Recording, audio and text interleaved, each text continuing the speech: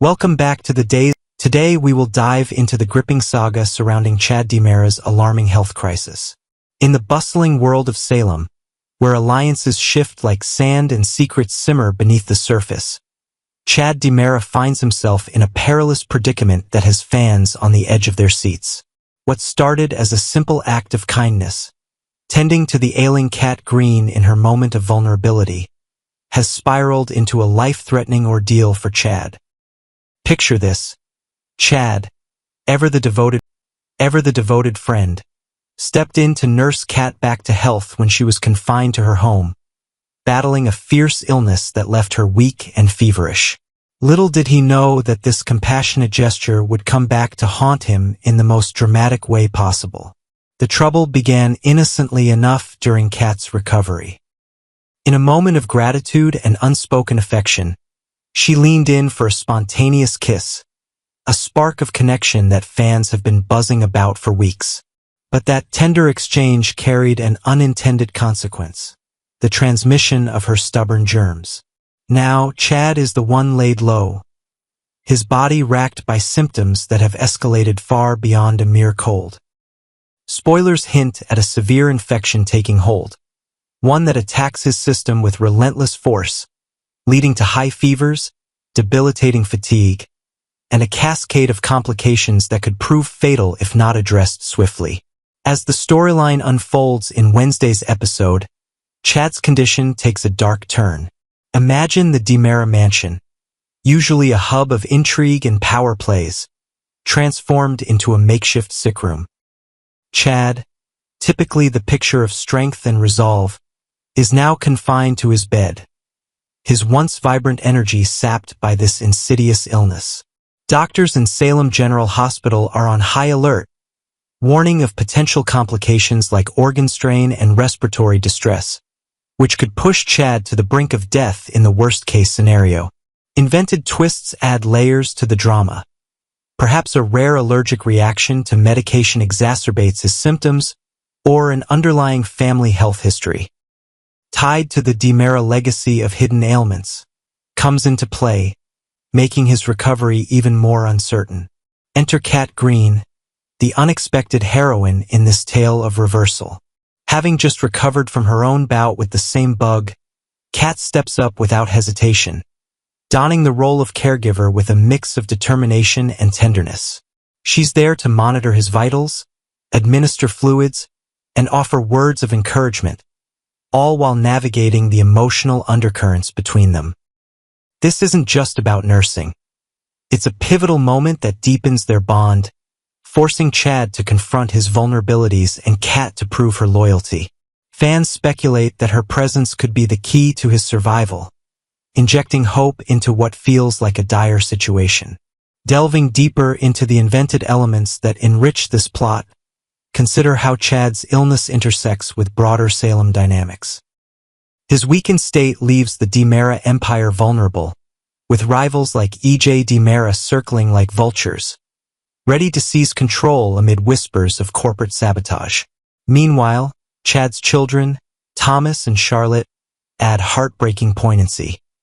Their innocent worries about Daddy getting better tug at the heartstrings, reminding viewers of the human cost behind the glamour. Cat, drawing from her own recent struggles, innovates home remedies, perhaps a family recipe passed down from her Green lineage, blending modern medicine with personal touch to aid his fight. The risk of death looms large, amplified by spoilers suggesting complications such as sepsis or cardiac strain, turning a routine infection into a high-stakes battle.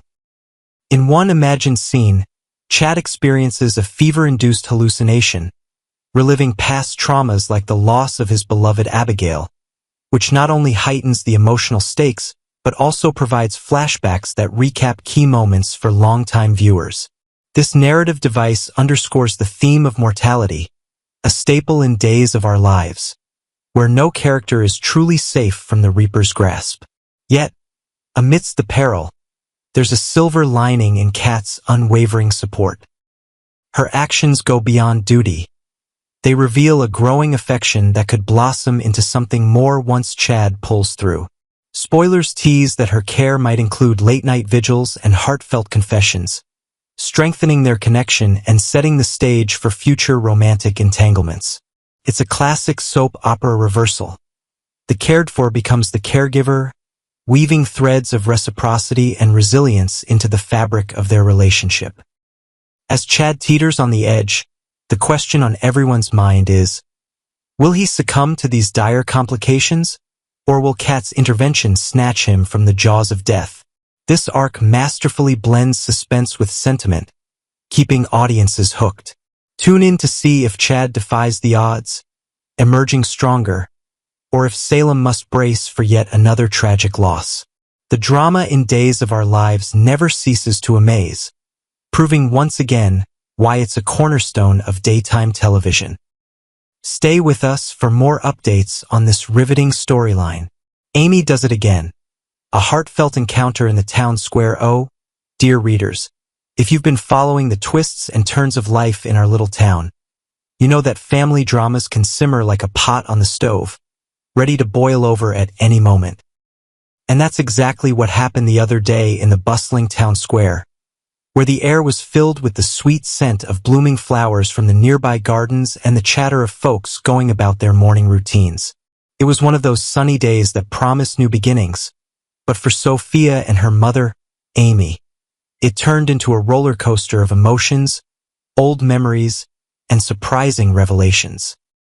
Let me take you through it step by step, painting a picture so vivid you can almost feel the tension in the air.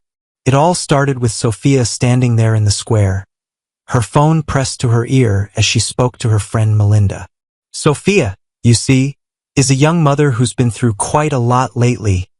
The joys and challenges of raising a little one can weigh heavy on anyone's shoulders.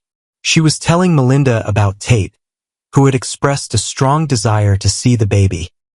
Tate's interest came from a place of care, perhaps even a lingering connection from the past. But Sophia sounded hesitant, her voice carrying a mix of worry and resolve. The square was alive with people sipping coffee at outdoor tables and children playing near the fountain. But Sophia seemed lost in her own world, pacing slightly as she talked. That's when Amy appeared, almost like a character stepping onto the stage in one of those old-time radio soaps we used to listen to. Amy, with her warm but determined eyes, has always been the type to dive headfirst into family matters. She's Sophia's mother, after all, and the bond between a mother and daughter runs deep, doesn't it? But lately, things had been strained between them, arguments, misunderstandings, the kind of rifts that can make holidays awkward and phone calls short. Amy interrupted the conversation with a gentle but urgent plea. Sophia, please, let's reconcile. We can't go on like this. Sophia paused, lowering her phone, her face softening just a bit as she looked at her mother. Amy, sensing an opening, dove into reminiscing about the good old days. Remember how close we used to be, she said, her voice trembling with emotion. She painted pictures of lazy summer afternoons when Sophia was a child, baking cookies in the kitchen, sharing secrets under the covers at bedtime, and laughing over family photo albums. Those memories were like treasures, Amy explained, and she longed to rebuild that closeness. It was a dramatic moment, with Amy's eyes welling up, her hands gesturing as if to pull Sophia into a hug right there in the square. Sophia nodded slowly, admitting that she wanted the same thing. Deep down, she missed that unbreakable mother-daughter connection. But then came the hesitation. Sophia wasn't sure Amy could truly understand what she was going through. Being a new mom isn't just about sleepless nights and diaper changes. It's a whirlwind of feelings that can leave you feeling overwhelmed, isolated, and sometimes even lost. Sophia tried to explain this, her words careful, as if she were tiptoeing around a fragile vase. Amy, ever the problem solver, jumped in with suggestions. Why don't you talk to me about it? Or maybe our pastor at the church. He's helped so many folks through tough times. A therapist could be good too, someone neutral to listen. She paused, then added gently, and what about Dr. Kyriakis? He's seen it all in his practice. Maybe it's postpartum depression. That's something a lot of new mothers deal with, and it's nothing to be ashamed of. Postpartum depression, for those who might not be familiar, is like a dark cloud that can settle after childbirth, making everything feel heavier than it should. Amy's concern was genuine, coming from a place of love and experience. But Sophia's reaction was immediate and fierce. "Absolutely not," she exclaimed, her voice rising above the gentle hum of the square. Her face flushed, and she shook her head vigorously. She insisted she was fine, just fine. No need for doctors or therapists poking into her life. It was a moment charged with drama, the kind that makes your heart race. Amy looked taken aback, her plea hanging in the air like unspoken words at a family dinner. Just then, as the tension thickened, Javi stepped forward, pushing a stroller with a cheerful little boy inside. Javi, with his easygoing smile and kind eyes, is one of those people who lights up a room.